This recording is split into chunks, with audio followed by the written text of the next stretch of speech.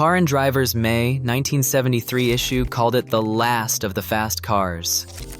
Production records show Pontiac built 1,296 of them, total, across 2 model years.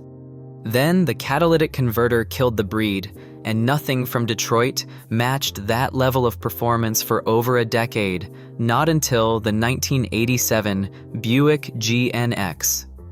The 1973 and 1974 Trans Am Superduty 455 was the most powerful production engine offered by any American automaker in either of those years.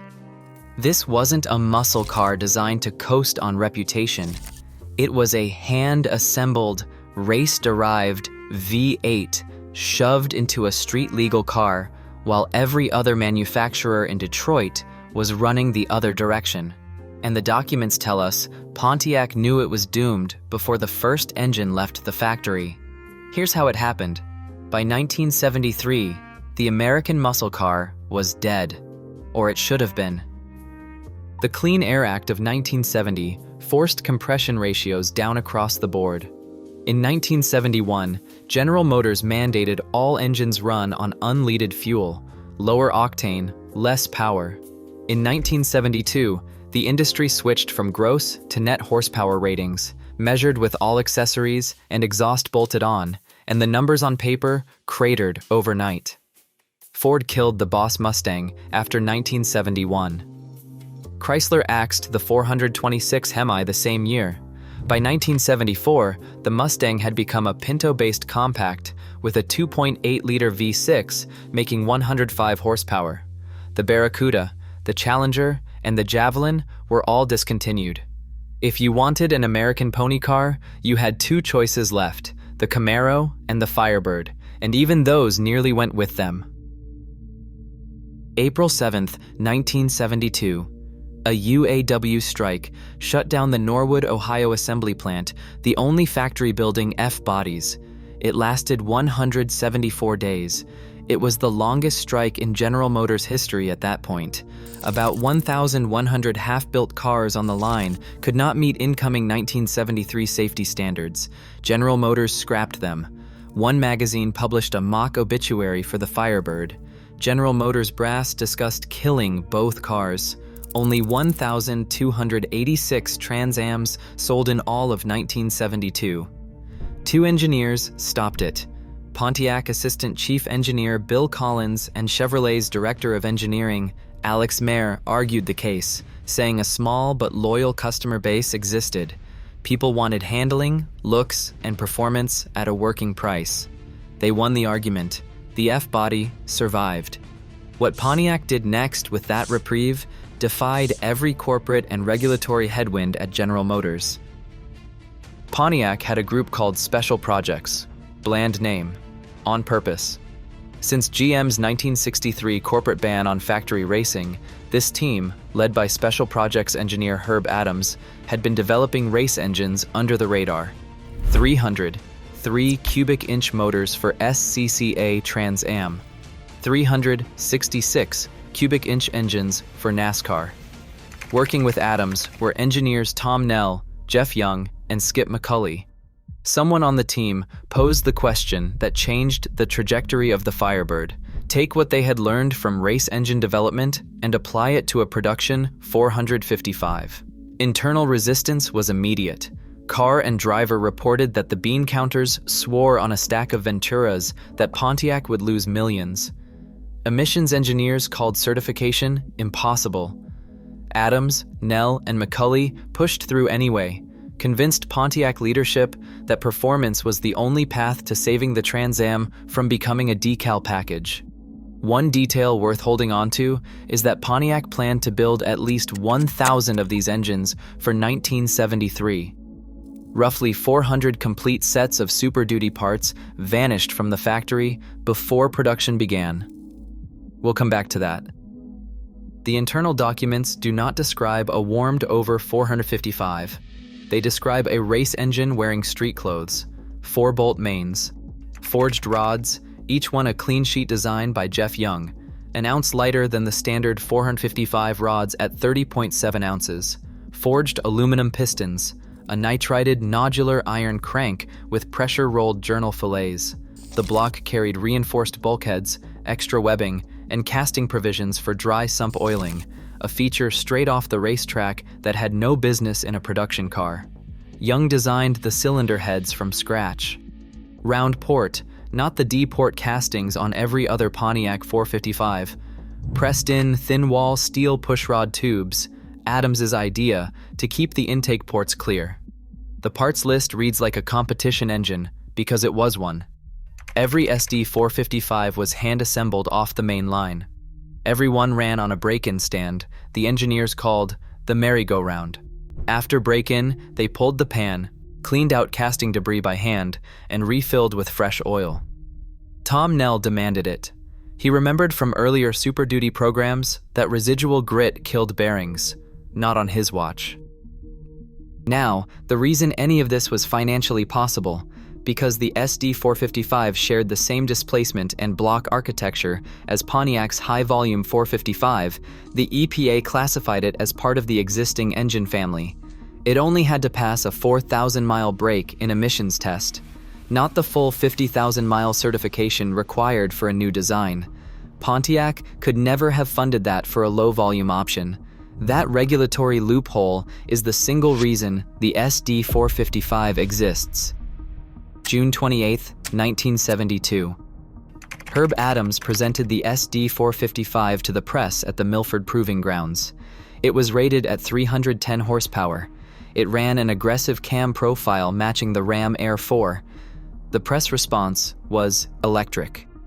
Then it failed. Not the EPA federal standard, it passed that.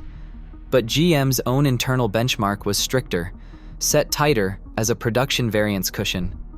Pontiac had to swap to a milder camshaft. The change landed around late October 1972. Power dropped from 310 to 290 net horsepower. The problem was every 1973 brochure, spec sheet, and dealer album had already gone to print at 310 horsepower. Pontiac never reprinted them, so 1973 cars shipped with literature claiming 310. The 1974 materials corrected it to 290. The engines in both years were identical. This has confused the hobby for 50 years. But the engineering choices weren't accidental. Every restrictive component was a bolt-off. The shaker hood scoop came sealed with a metal block-off plate for noise compliance. Removing it, according to Car and Driver, picked up 0.2 of a second in the quarter mile and 3 miles per hour in trap speed. The mild cam, the stock exhaust manifolds, all of it swappable by anyone with a socket set and a Saturday afternoon. Pontiac had delivered a race engine with the restrictor plate still on. For context, the top 1973 Camaro Z28 made 245 horsepower from a 350 cubic inch engine. The top Corvette LS4 454 made 275 horsepower. The SD 455, at 290 net horsepower, outgunned everything in Detroit. Now, those 400 missing engine sets. The parts vanished from the factory during an era of severe labor management hostility at General Motors plants.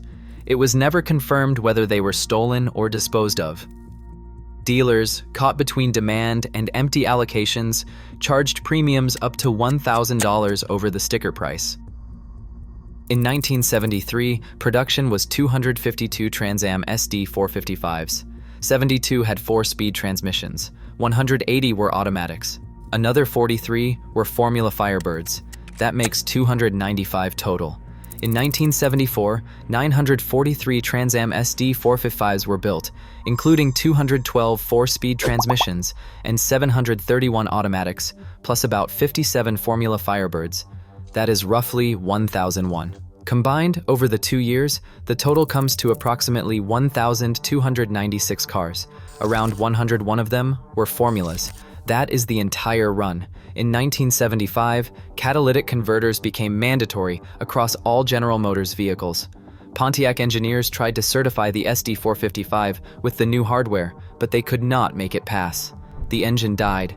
True dual exhausts, the Muncie 4-speed, and the Turbo Hydra-Matic 400 were all gone from the Firebird after 1974. The top 1975 Trans Am engine was a standard 455 at 200 horsepower. That represented a 31% drop. Here's the irony. The SD 455 did not save the Trans Am commercially. A $55 hood decal did. Designer Bill Porter created the Screaming Chicken graphic to integrate the reverse hood scoop. John Chanella refined it, painted one on the hood of his personal Trans Am, and drove it through Detroit. The public response was immediate. Pontiac General Manager Jim McDonald said, "Let's make the graphic an option. We've got nothing to lose." Trans Am sales were 1,286 in 1972, then 4,802 in 1973, then 10,255 in 1974. Sales exceeded 117,000 by 1979. The SD 455 generated the press coverage and the credibility. It proved Pontiac was still serious. The Screaming Chicken moved the metal. Together, they saved the car. A documented, numbers-matching SD 455 Trans Am is now a six-figure vehicle. The highest recorded sale was $260,000 for a 1973 Trans Am at Mecum, Indianapolis in May 2024. A non-SD 455 Trans Am from the same era tops out around $35,000. The difference sits in the fifth digit of the VIN, an X code designating the factory Superduty engine. That designation separates a driver from a $250,000 car. The SD 455 was not the most powerful muscle car Detroit ever built. That title belongs to the big block peaks of 1970. It ran an 8.4-to-1 compression ratio on unleaded fuel with an EGR valve on the intake. By the old standards, it was fighting with one hand strapped down, but it was the last one standing. The division widely credited with sparking the muscle car revolution with the 1964 GTO was also the one that turned the lights off. Adams, Nell, Young, McCulley built it, knowing 1975 would kill it. 1,296 cars. That's the count. That's the legacy. If this is the kind of history you come here for, subscribe. We pull the production records on cars like this every week.